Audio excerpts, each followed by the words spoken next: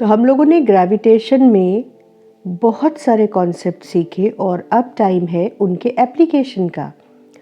तो जो पहला क्वेश्चन है वो क्वेश्चन हमने न्यूटन फिजिक्स की एक्सरसाइज से लिया है और क्वेश्चन है कि एस्केप वेलोसिटी अर्थ के सरफेस पर 11.2 किलोमीटर पर सेकेंड है। ये हमें अब तक याद हो जाना चाहिए। And a body is projected up with twice this velocity. ठीक, What will be speed of the body at infinity?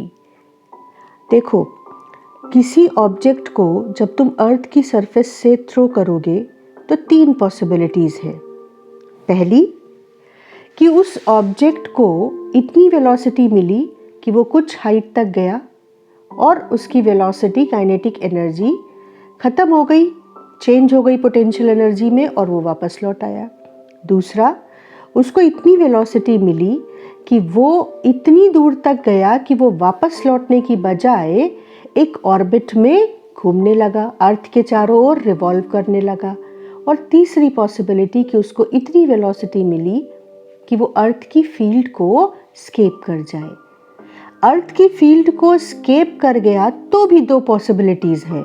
पहला, वो अर्थ की फील्ड को तो स्केप कर गया लेकिन उसकी सारी काइनेटिक एनर्जी इस प्रोसेस में जब तक वो इन्फिनिटी पर यानी बहुत दूर पहुंचा कि अर्थ की ग्रेविटेशनल फील्ड उसको असर डालना नेग्लिजिबल हद तक कम कर दे, तब तक उसकी काइनेटिक एनर्जी खत्म हो गई। ये एक आइडियल सिचुएशन है जिसमें हम एस्केप वेलोसिटी की वैल्यू 11.2 किलोमीटर पर सेकेंड निकालते हैं और हम अर्थ पर उसकी potential energy plus kinetic energy को कंप्लीटली इनफाइनाइट डिस्टेंस पर पोटेंशियल एनर्जी में कन्वर्ट हुआ मानकर इक्वेट करते हैं और अर्थ पर उसकी एस्केप वेलोसिटी निकालते हैं। लेकिन एक सिचुएशन ये भी है कि हमने उसको एस्केप वेलोसिटी से ज़्यादा स्पीड से फेंका, तो वो जब ग्रेविटेशनल फील्ड से बाहर स्पेस में हो जाएगी तब भी उसके पास काइनेटिक एनर्जी बची रहेगी।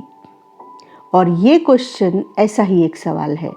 उसकी एस्केप वेलोसिटी तो 11.2 किलोमीटर पर सेकेंड है लेकिन उसको इससे डबल वेलोसिटी से फेंका गया।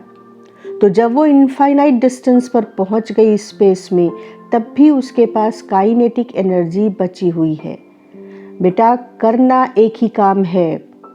2 पोजीशंस जिन पर सवाल पूछा गया है उन दोनों पोजीशंस पर टोटल एनर्जी का एक्सप्रेशन लिख लो और एनर्जी का एक्सप्रेशन लिखते समय भी बड़ा सिंपल सा रूल है, ध्यान से समझना।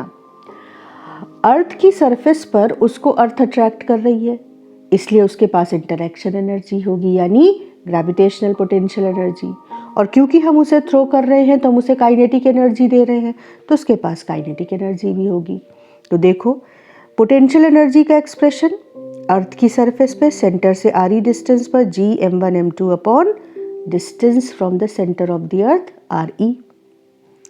ये निगेटिव होती है ग्रेविटेशनल पोटेंशियल एनर्जी, क्योंकि ग्रेविटेशनल पोटेंशियल एनर्जी एक ऐसे सिस्टम की पोटेंशियल एनर्जी है जो अट्रैक्शन फोर्स से बंधा है और बंधे हुए सिस्टम की पोटेंशियल एनर्जी हमेशा निगेटिव होती है। और क्योंकि हमने उसको फेंका, वेलोसिटी दी, तो उसको हमने हाफ mv² दिया। वेलोसिटी यहाँ पर कितनी है? 2 इंटू स्केप वेलोसिटी। ये हमारी टोटल एनर्जी अर्थ की सरफेस पर रेडी। अब वो इनफाइनाइट डिस्टेंस पर पहुंच गया, तुमको सेम प्रोसेस वहाँ भी करना है। ध्यान से सोचो कि इनफाइनाइट डिस्टेंस पर यानी इससे इसका इंटरैक्शन बंद, यानी इंटरैक्शन एनर्जी पोटेंशियल एनर्जी 0। देखो, पोटेंशियल एनर्जी 0 लिख दी। इसके बाद उसके पास काइनेटिक एनर्जी बची रह जाएगी क्योंकि यहाँ हमने उसको एक्स्ट्रा एनर्जी देकर भेजा था। तो मान लो कि उसकी वेलोसिटी स्पेस में v है, तो उसके पास kinetic energy half mv²।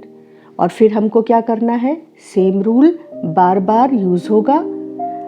Energies को इक्वेट कर दो क्योंकि एनर्जी कंजर्व है। तो अर्थ की energy total plus infinite distance पर एनर्जी, और अब सॉल्यूशन में यहाँ पर तुम्हें कुछ बात इम्पॉर्टेंट बतानी है। क्या? कि आप कैसे अपने कैलकुलेशन को कम कर सकते हैं। कैलकुलेशन में सीधे वेलोसिटीज, मास की, जी की, आर ई की वैल्यू रख के अगर आपने कैलकुलेशन शुरू किया तो बड़ा लंबा कैलकुलेशन हो जाएगा। उसकी जगह देखो कैसे सॉल्व किया। और ये प्रैक्टिस इस तरह के सवालों में तुम हर जगह अप्लाई कर सकते हो। देखो, ग्रेविटेशनल पोटेंशियल एनर्जी को जैसे हमने लिखा था ना, उसमें अगर आर ई से मल्टीप्लाई और डिवाइड करें तो हमें पता है कि ये एक्सप्रेशन किसका है? जी का। ठीक, अर्थ पर ग्रेविटेशनल एक्सेलरेशन का। इससे पहले बेटा मास जब इक्वेट किया था तो मास हमने कैंसिल कर दिया था। अब जो बचा था ये उसके साथ हो रहा है। अच्छा, half 4ve² as it is लिखा रहने दो, is equal to half v²। अब हमने 2 से पूरे को मल्टीप्लाई कर दिया। जब 2 से मल्टीप्लाई किया तो ये एक्सप्रेशन इस फॉर्म में चेंज हो गया। अब यहाँ पर तुम देखो, अगर एस्केप वेलोसिटी का फॉर्मूला लो तो क्या होगा? √2gre था और स्क्वायर है तो अंडर रूट यहाँ से हट गया। अब इसको आपने 2gre, ये 2 से मल्टीप्लाई किया था तो 2 यहाँ आ गया था, और ये स्मॉल g और ये re। अब इन दोनों एक्सप्रेशंस को देखो, ये तो दोनों एस्केप वेलोसिटी के एक्सप्रेशन है। तो हमने क्या किया कि एस्केप वेलोसिटी यहाँ पर तो लिखी हुई ही थी, इसको एज सच आगे बढ़ा दिया, 4ve², एज सच 4ve²। देखो, लेकिन इसको भी आप ve² लिख दो।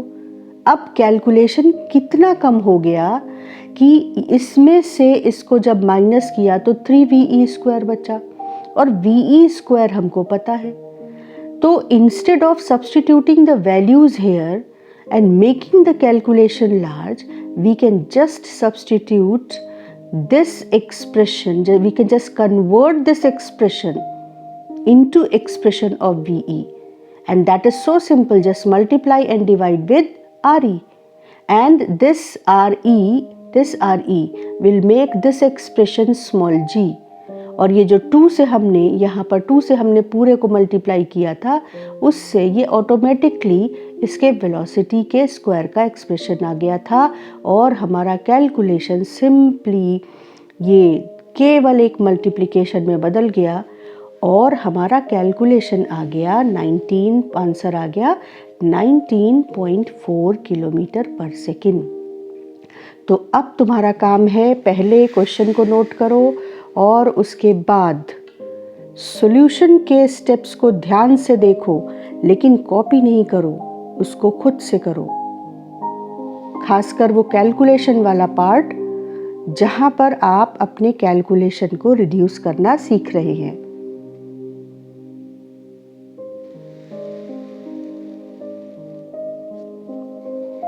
ये पार्ट हम बार बार कर रहे हैं, और एनर्जी कंजर्वेशन से कैसे हम ग्रेविटेशनल के डिफरेंट क्वेश्चन सॉल्व कर रहे हैं। Focus on the method.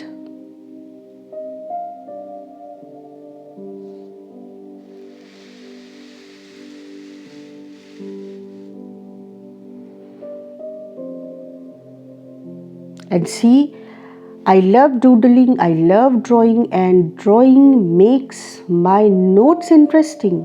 मैं जब खुद उनको पलटकर खोलती हूँ तो मुझे मज़ा आता है पढ़ने में। तो कोई भी क्रिएटिव एक्टिविटी को अपनी पढ़ाई के साथ जोड़कर आप अपने कंसंट्रेशन को, फोकस को भी बढ़ा सकते हैं, और ये आपके काम से आपको कनेक्ट करता है। तो आप ज़्यादा देर तक बैठकर पढ़ेंगे तो भी वो बोर नहीं होगा, वो आपको इंटरेस्टिंग लगेगा। तो आप भी अपने लिए कोई इंटरेस्टिंग एक्टिविटी ढूंढिए जिससे आप अपनी पढ़ाई से, अपने नोट्स से, अपने कैलकुलेशंस और न्यूमेरिकल से कनेक्ट करके अपने काम को इंटरेस्टिंग बनाएं और ज़्यादा देर पढ़ने बैठने की प्रैक्टिस करें। Next question. अब ये क्वेश्चन बहुत इम्पॉर्टेंट है कि जी कैसे वेरी करता है जब हम सेंटर ऑफ अर्थ से डिस्टेंस पर चलते हैं। तो डिस्टेंस के साथ ग्रेविटेशनल एक्सेलरेशन कैसे वेरी करता है, इसका ग्राफ बहुत इम्पॉर्टेंट क्वेश्चन है और हम लोग इसको सबसे पहले अपने सेंटर से चलना शुरू करते हैं। तो देखो, अगर आप अर्थ की सरफेस के अंदर हो यानी h डैश डेप्थ पर हो तो आप सेंटर से कितनी दूर हो, RE माइनस एच।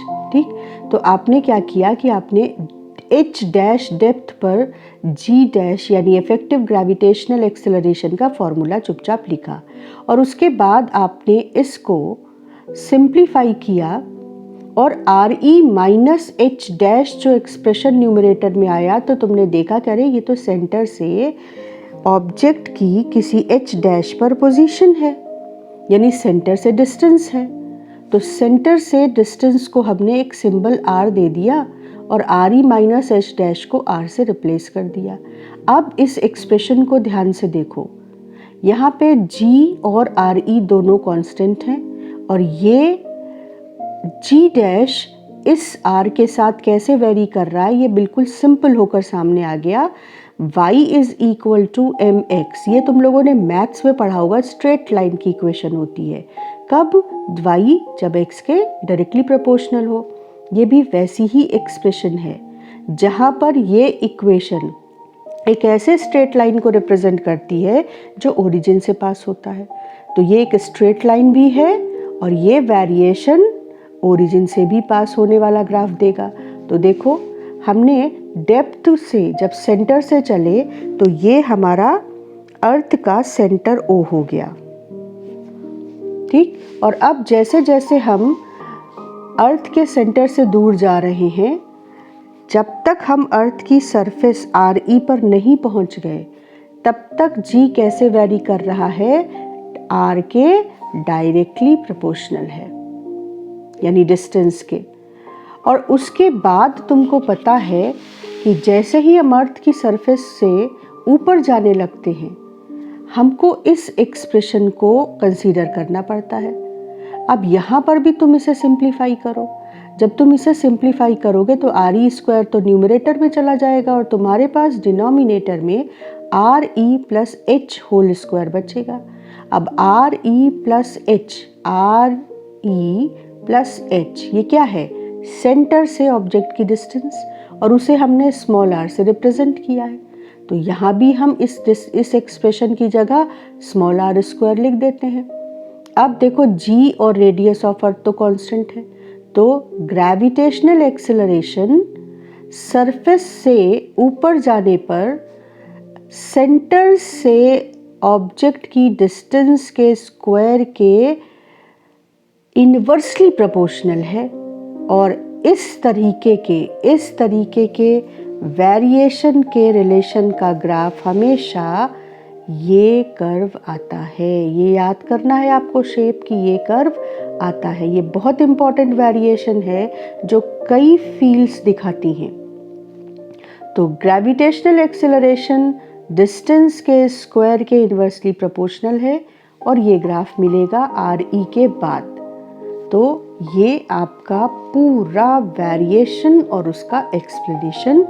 पॉज करो वीडियो और नोट करो।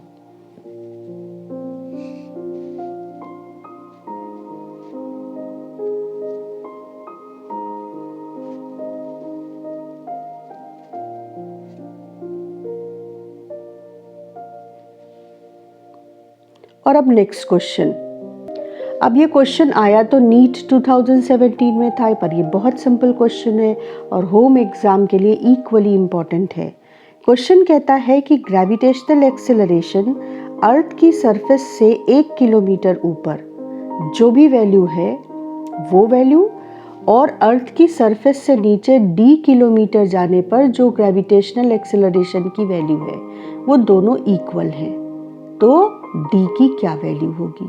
ठीक, सिंपल। 1 किलोमीटर का मतलब हुआ कि रेडियस ऑफ अर्थ के कंपैरिजन में ये h हाइट बहुत कम है, तो हम आराम से ये अप्रॉक्सीमेट वैल्यू वाला फॉर्मूला लगा सकते हैं। तो ये है h हाइट ऊपर ग्रेविटेशनल एक्सेलरेशन की इफेक्टिव वैल्यू जब h RE से बहुत छोटा है, और ये है d डेप्थ पर जाने पर ग्रेविटेशनल एक्सेलरेशन की इफेक्टिव वैल्यू। दोनों को इक्वेट कर दिया according to the condition of the question.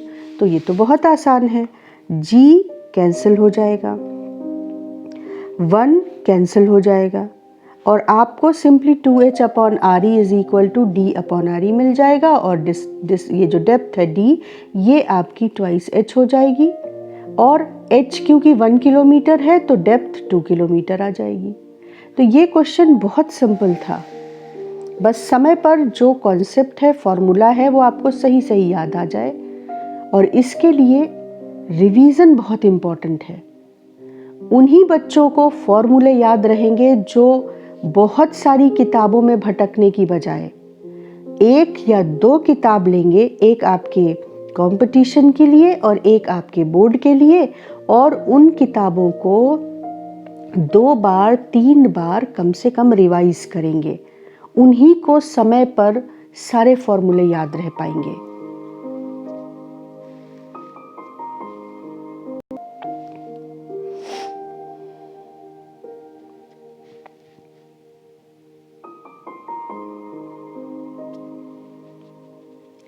I hope कि नोट हो गया होगा।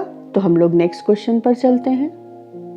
ये फिर से कॉन्सेप्ट बिल्डअप करने वाला क्वेश्चन है। क्वेश्चन कह रहा है, ये जेईई मेंस 2013 का क्वेश्चन है, लेकिन सवाल इतना सिंपल है कि ये होम एग्ज़ाम के लिए भी इक्वली इम्पॉर्टेंट है, बोर्ड एग्ज़ाम के लिए। तो आपका सवाल कह रहा है कि मिनिमम एनर्जी रिक्वायर्ड बताओ to launch a satellite of mass m from the surface of a planet whose mass is m, radius is r, in a circular orbit at an altitude of 2r। मतलब अगर आपको object object को एक planet जिसका mass m है और radius r है, उससे फेंकना है, प्रोजेक्ट करना है इस तरह से कि वो उस प्लैनेट के चारों ओर एक सर्कुलर ऑर्बिट में रिवॉल्व करने लगे और उस सर्कुलर ऑर्बिट की रेडियस 2r हो, तो मिनिमम एनर्जी रिक्वायर्ड बताओ। सबसे पहला काम करेंगे, जिन 2 पोजीशंस पर सवाल ऑब्जेक्ट को रख रहा है उन दोनों जगह पर टोटल एनर्जी का एक्सप्रेशन चुपचाप लिख दो। ये एक पॉइंट है जिसकी प्रैक्टिस करो कि आप एनर्जी लिख पाओ। जिस पोजीशन पर आपको पहुंचा दें ऑब्जेक्ट और कहें कि लिखो एनर्जी, तो आप टोटल एनर्जी लिख पाओ। और वो बहुत सिंपल है। टोटल एनर्जी में 2 ही तो कंपोनेंट हैं, एक पोटेंशियल और एक काइनेटिक। तो अब आपने मान लीजिए कि सरफेस से किसी ऑब्जेक्ट को फेंका, तो सरफेस पर उसकी पोटेंशियल एनर्जी, अगर उसका रेडियस, उस प्लैनेट का रेडियस अगर r है,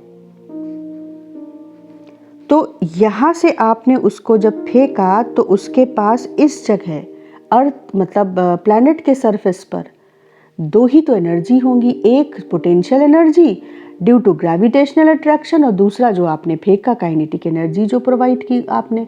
तो -gm upon r potential energy हो गई और हाफ mv² काइनेटिक एनर्जी हो गई। इसके बाद आपने उसको 2r की रेडियस में, यानी यहाँ से 2r की डिस्टेंस पर इसे सेट कर दिया और ये रिवॉल्व होने लगा इस 2r के रेडियस में। तो इस पोजीशन पर उसके पास पोटेंशियल एनर्जी क्या हो जाएगी, -gm upon r plus 2r। यहाँ थोड़ा कंफ्यूजन इस बात पे हो सकता है कि r प्लस 2r करे या सेंटर से 2r डिस्टेंस दी है, तो हमें लैंग्वेज पर फिर फोकस करना पड़ेगा। देखो, उन्होंने कहा कि इस प्लैनेट के जिसका मास m और रेडियस r थी, सर्कुलर ऑर्बिट में वो ऑब्जेक्ट रिवॉल्व करेगा at an altitude of 2r। इसका मतलब हुआ कि प्लैनेट की सरफेस से 2r डिस्टेंस पर वो ऑब्जेक्ट है, यानी सेंटर से वो 3r डिस्टेंस पर है। तो ये एक पॉइंट है जिसको तुम्हें अंडरलाइन करना चाहिए सवाल में, जिससे कि तुम्हें समझ आए कि लैंग्वेज ऐसी होगी तो हमको उससे क्या रेफर करना है। तो अब आ जाओ तुम 2r ऑल्टीट्यूड पर। आपने पोटेंशियल एनर्जी लिख दी, सेंटर से डिस्टेंस r प्लस 2r यानी 3r हो गई। साथ में वो रिवॉल्व कर रहा है, उसकी ऑर्बिटल वेलोसिटी vo अगर है तो उसके पास काइनेटिक एनर्जी है। तो जिस ऑर्बिट में वो रिवॉल्व कर रहा है वहाँ भी उसके पास दो ही एनर्जीज हैं, पोटेंशियल और काइनेटिक। जो एक्सप्रेशंस थे चुपचाप आपने लिख लिए।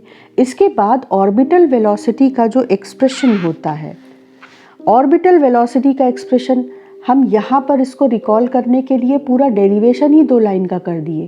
क्यों? क्योंकि इससे हमको इस ऑर्बिटल वेलोसिटी के एक्सप्रेशन का डेरिवेशन भी रिकॉल हो जाएगा, क्योंकि ये भी इक्वली इम्पॉर्टेंट है। क्या था ऑर्बिटल वेलोसिटी के एक्सप्रेशन को डिराइव करने का तरीका? कि जब कोई ऑब्जेक्ट एक सर्कल में घूमेगा तो वो किसी सेंट्रिपिटल फोर्स की वजह से घूमेगा, और वो सेंट्रिपिटल फोर्स उसे अर्थ का अट्रैक्शन फोर्स देगा। तो centripetal force mv² upon r is equal to gravitational attraction force Gm1m2 upon r²। और ये r क्या है? सेंटर से ऑब्जेक्ट की डिस्टेंस। ठीक, तो अब इसमें से r + 2r एक कैंसिल हो जाएगा, तो आपको mvo² यहाँ से मिलेगा। ये ऑर्बिटल वेलोसिटी तो नहीं चाहिए हमें यहाँ, तो हमने क्या किया, हमें तो यहाँ पे हाफ mvo² चाहिए, क्योंकि इसको इसी फॉर्मेट में ले आएंगे तो ऐड या सब्ट्रैक्ट करना आसान होगा। तो हमने mvo² की वैल्यू देखी कि ये बचेगी Gm1m2 अपॉन r। तो हाफ mvo², दोनों साइड में हाफ से मल्टीप्लाई कर दो, तो हाफ mvo² बचेगा Gm1m2 अपॉन r + 2r को आप लिखोगे 3r। ये एक r यहाँ एक से कैंसिल हो जा रहा है। अब r + 2r 3r, और जब हाफ से मल्टीप्लाई किया तो 3r में 2 मल्टीप्लाई होके 6r हो गया। तो हाफ mvo² की जगह ये वैल्यू रिप्लेस कर दो। जब आपने अर्थ की सरफेस पे एनर्जी लिखी, 2r की रेडियस पर जब वो रिवॉल्व करने लगा तब एनर्जी लिखी, एनर्जी तो कंजर्व होगी, तो आपने एनर्जी को कंजर्व कर दिया। जब एनर्जी को कंजर्व कर दिया तो देखो इस टर्म को उठाकर इधर ले आएंगे और हाफ mvo² की जगह पर ये वैल्यू रख देंगे, तो हमको लेफ्ट हैंड साइड पर सिर्फ एक एनर्जी बची मिलेगी। वो एनर्जी जो हमने इसको अर्थ की सरफेस पर या प्लैनेट की सरफेस पर दी थी, जिससे ये रेडियस r2r में के ऑर्बिट में रिवॉल्व होने लगे। तो असल में सवाल ने हमसे यही पूछा है। तो इस टर्म को इधर ले आए, हाफ mvo² की जगह ये वैल्यू रख दी और कैलकुलेशन को सिंप्लीफाई करके आंसर निकाल लिया। हाफ mvo² वो एनर्जी है जो हमने उस ऑब्जेक्ट को रेडियस 2r के रेडियस में सेटल करने के लिए दी थी। तो इसको लेफ्ट में छोड़ के बाकी सब राइट में ले गए और सारे एक्सप्रेशंस एक ही फॉर्मेट में ले आए। तो जब आप कैलकुलेशन करके सॉल्व करोगे तो सिंपली आपको ये एक्सप्रेशन मिल जाएगा। तो अब आपका टाइम है क्वेश्चन को नोट करना और उसके बाद एक्सप्रेशन को ढंग से खुद को समझाते हुए लिखना।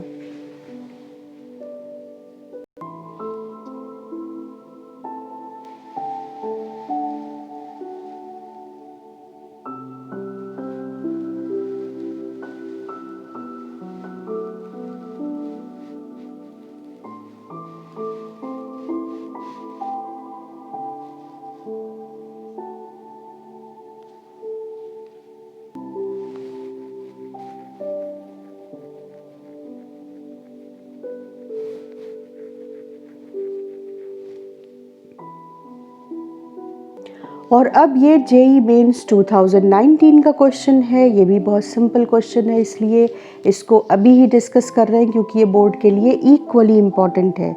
सिंपल सा क्वेश्चन है।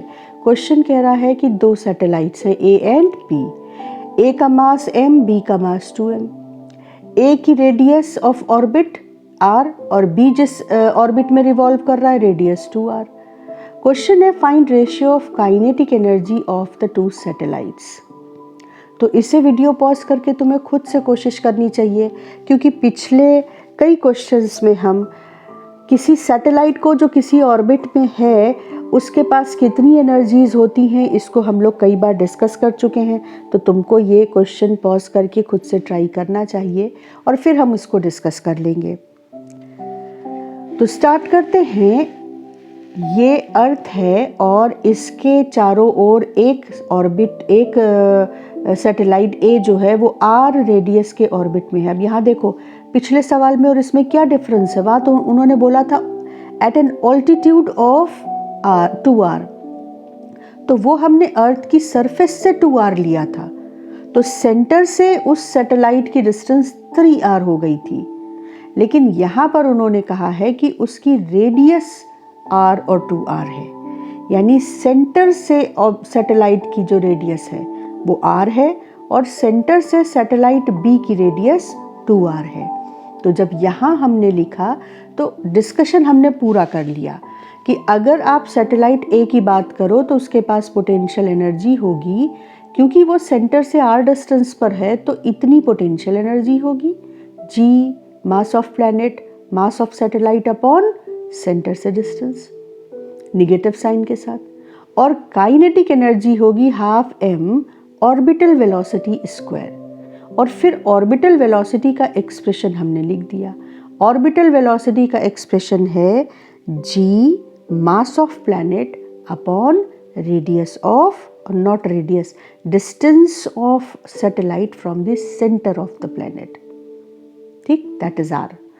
इसके बाद प्लैनेट बी की बात करें तो प्लैनेट बी क्योंकि 2r डिस्टेंस पर है तो उसकी जो पोटेंशियल एनर्जी है वो -g मास ऑफ प्लैनेट और mass of satellite which is twice m upon centre से प्लैनेट की डिस्टेंस, और kinetic energy half mass of planet satellite जो कि 2m है, mass of satellite twice m है, और ऑर्बिटल वेलोसिटी की जो वैल्यू हो जाएगी वो g mass of planet upon 2r, centre से उस प्लैनेट की डिस्टेंस 2r है, तो ये VO स्क्वायर की वैल्यू हो गई। अब क्योंकि हमसे सवाल सिर्फ काइनेटिक एनर्जी का रेशियो पूछा है तो हम पोटेंशियल एनर्जी के लिए पोटेंशियल एनर्जी को काउंट नहीं कर रहे हैं, लेकिन एनर्जी टोटल कितनी है ये हमने लिखना सीख लिया, ये बहुत ज़रूरी है।